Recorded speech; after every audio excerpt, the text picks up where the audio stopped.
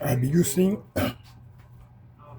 the leftover oil when I removed these chaffs there. There was some oil that was left under. I removed this. These are the chaffs that I removed. So this is the oil that came out from it. So I want to use that one to scramble my egg with it. My own avocado oil that I made.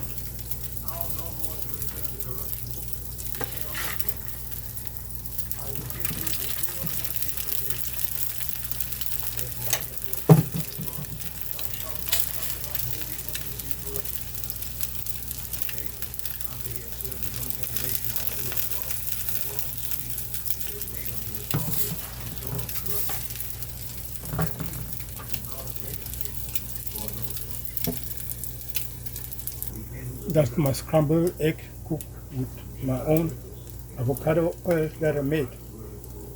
Do subscribe for my YouTube channel.